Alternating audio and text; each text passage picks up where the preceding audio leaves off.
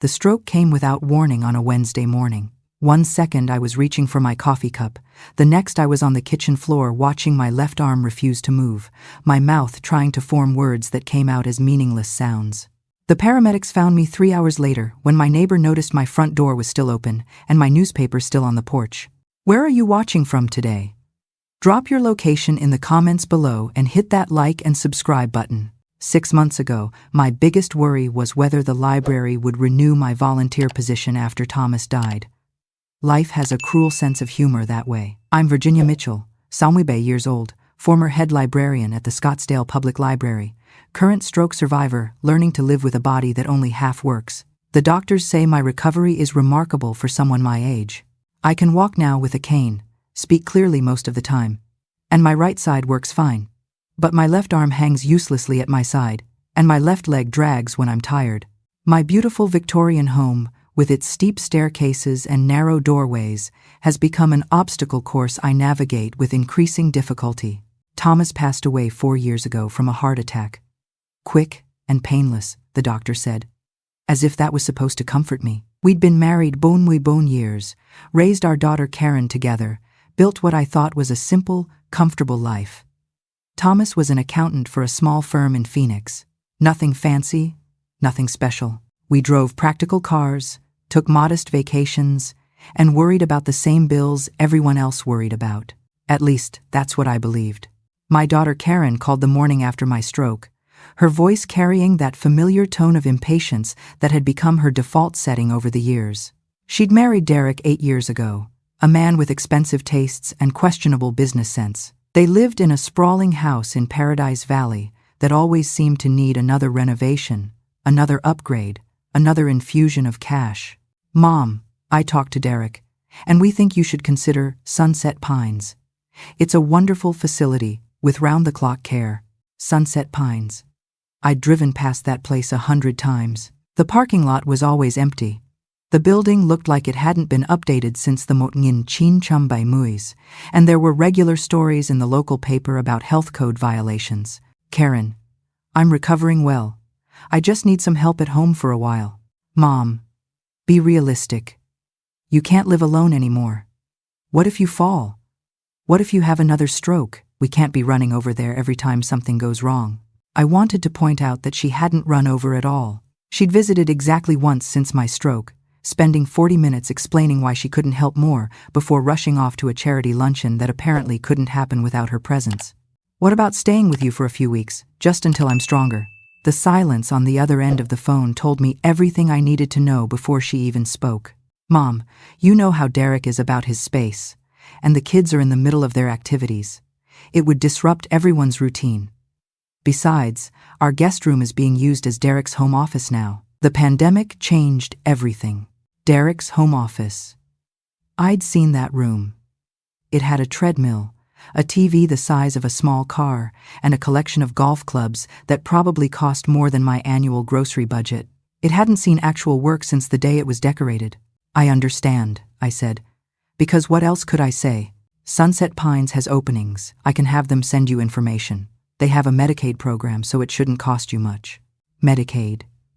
My daughter, who drove a Mercedes and vacationed in Cabo every winter, was suggesting I apply for government assistance to live in the worst nursing home in Maricopa County. That night, I sat in Thomas's old study, surrounded by his books and papers, and cried for the first time since his funeral. Not because of the stroke, or the useless arm, or even Karen's casual cruelty. I cried because I finally understood what it felt like to be truly alone. The next morning, I started going through Thomas's desk. After his death, I'd been too grief-stricken to sort through his things. 4 years of papers, receipts, and documents had accumulated in drawers I'd been avoiding. If I was going to fight for my independence, I needed to understand exactly what resources I had. Thomas had always handled our finances. He'd sit in this study for hours, working on what he called his side projects, investments that would secure our future. I'd trusted him completely, never asking questions, never demanding explanations. Maybe I should have. The bottom drawer stuck when I tried to open it. I had to use my good arm to force it free, and when it finally gave way, I found something I'd never seen before. A steel lockbox, the kind you'd keep important documents in, with a small key taped to the bottom. Inside the box, I found an envelope with my name written in Thomas's careful handwriting. Below that, a stack of documents that made no sense at all. Property deeds, dozens of them, commercial buildings in Phoenix, Tucson, and Flagstaff, strip malls, office complexes, apartment buildings. Each deed bore Thomas Mitchell's name as the sole owner. Each property was worth more than our entire house. I opened the envelope with trembling fingers. "My dearest Ginny," the letter began. "If you're reading this, it means I'm gone and you're facing a situation difficult enough to make you search through my desk. I hoped this day would never come, but I prepared for it just in case. There are things I need to tell you about our life together, things I kept secret not because I didn't trust you, but because I loved you too much to burden you with complications. Let me start with the truth. I was never just an accountant." The letter went on for 6 pages.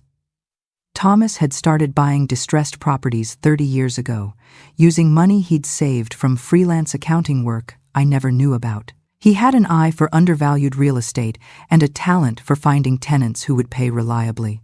Over 3 decades, his small investments had grown into an empire worth tens of millions of dollars.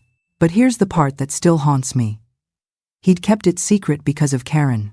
"Our daughter has a good heart somewhere inside her," Thomas wrote, "but she's been corrupted by her need for status and her husband's influence. I've watched her treat you with decreasing respect as the years passed, and I've seen how Derek looks at money like a hungry dog looks at meat. If they knew about these properties, they would find ways to take them from you. I've made sure that can't happen, but only if you follow my instructions carefully." At the bottom of the box, I found a business card for a law firm I'd never heard of, Brennan & Associates, Estate and Asset Protection. Below the firm's name, someone had written, "Ask for Patricia. Tell her the Bluebird sent you." The Bluebird. Thomas's nickname for me. From a song he used to sing when we were dating. He'd thought of everything. I called the number the next morning. Patricia Brennan turned out to be a woman in her 50s with silver-streaked hair and the kind of sharp eyes that suggested she didn't miss much. Her office was in a downtown Phoenix high-rise, all glass and leather, and the quiet hum of serious money being managed by serious people. "Mrs. Mitchell," she said, rising from behind her desk. "Thomas told me you'd call someday. I just hoped it would be under better circumstances. You knew my husband? For 22 years. He was one of my first clients when I started this firm. I handled all the legal work for his property acquisitions and helped him set up the protection structures he wanted." Protection structures.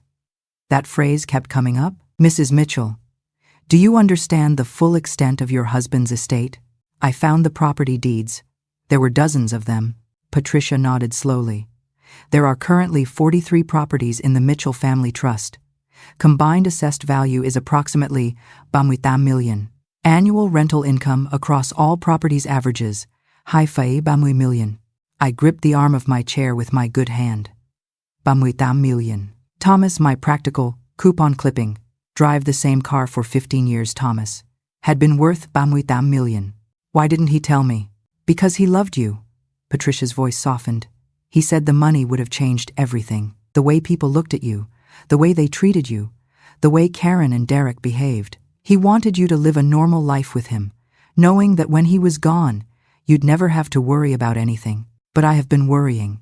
These past 6 months, I've been worrying about everything. I know." And Thomas anticipated that, too. She pulled out a thick folder. He left detailed instructions for various scenarios.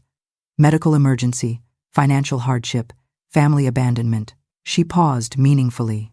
"What happened with Karen last week triggered the family abandonment protocol." I stared at her. "How do you know what happened with Karen?" "Thomas hired a monitoring service. Nothing invasive, just periodic checks to make sure you were being properly cared for.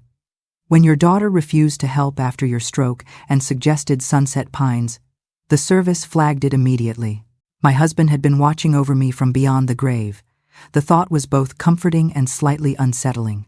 There's something else you need to know, Patricia continued. Thomas was aware of your daughter's financial situation. What financial situation? Derek's construction business is failing. They've been hemorrhaging money for 2 years, living on credit cards and home equity loans. They owe approximately home to various creditors, and Derek has been under investigation for tax fraud since last spring. Saucham, home. That explained a lot about Karen's recent behavior. The cancelled visits, the shortened phone calls, the increasing desperation in her voice whenever money came up in conversation. But that's not the worst of it. Patricia pulled out another document. 3 weeks ago, Derek contacted an attorney specializing in elder law. He was asking about the process for obtaining guardianship over an incapacitated elderly relative. My blood ran cold. Guardianship.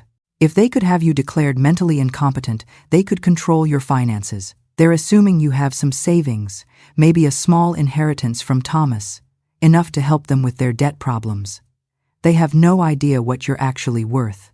What would have happened if they'd succeeded? Then everything Thomas built would have been accessible to them. Derek would have drained every account, sold every property, and used the money to dig himself out of the hole he's created.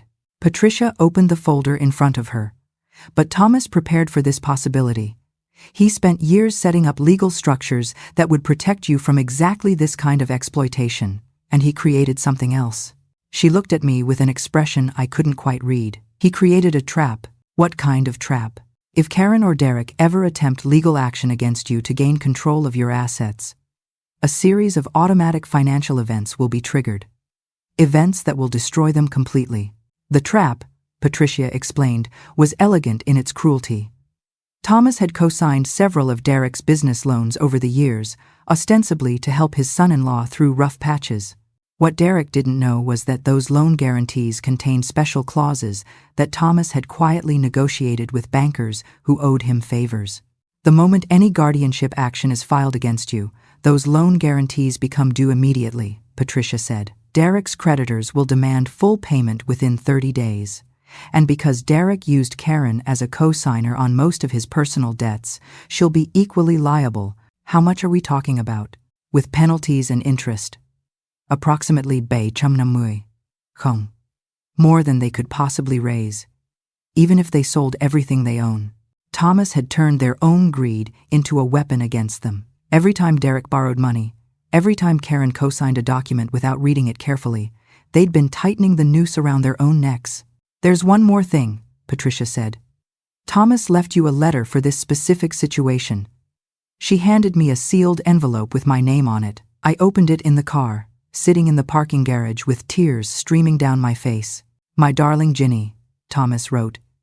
If you're reading this, then Karen has finally shown her true nature. I hoped I was wrong about her. I hoped the girl we raised still existed somewhere inside the woman she's become. But I've watched her change over the years. Watched Derek's influence corrupt her values. And I've prepared for the worst. Please know that everything I did was to protect you. You deserved a life without complications, without the pressure that money brings. Now you deserve a life without people who would exploit your love for their own benefit. Whatever you decide to do with what I've left you, know that I built it all with you in mind. Every property, every investment, every legal document. It's all for you, my bluebird. Use it wisely. And remember that being someone's mother doesn't obligate you to be their victim. All my love. Forever. Thomas. The call came 3 days later. Karen's voice was different, higher-pitched and breathless with barely contained panic. Mom, we need to talk. Something's happening with Derek's business loans, and we think it might be connected to you somehow. Connected to me? I kept my voice innocent. How could your husband's business problems be connected to me? I don't know, but the banks are saying something about loan guarantees that Dad co-signed years ago. They're demanding payment, Mom. Everything, all at once. We can't afford this. That sounds very stressful, Karen. Mom, did Dad have any money that you didn't tell us about? Any savings or investments? Your father was an accountant, I said truthfully. He handled all our financial matters. But there must be something. We need help, Mom. We could lose the house. Derek could go to jail for the tax things. Everything is falling apart. I thought about all the times I'd needed help, the weeks after my stroke when I couldn't dress myself, couldn't cook my own meals, couldn't do anything without assistance. Karen had suggested Sunset Pines and moved on with her life. Karen, I said calmly, I think you should talk to your attorney about this. I'm sure there's a way to work things out. My attorney. Mom, I don't need an attorney. I need family support. I need you to help me like I've always helped you. Like you've always helped me. Yes. Remember when we came to see you after your stroke? Remember when I found you that nice facility to live in? I remember everything, Karen. The silence stretched between us like a chasm. Mom, what's going on? You sound different. I've had a lot of time to think lately. About family. About what it means to be there for someone. About the difference between what people say and what they actually do. Mom, this isn't the time for philosophical discussions. Derek and I are in serious trouble.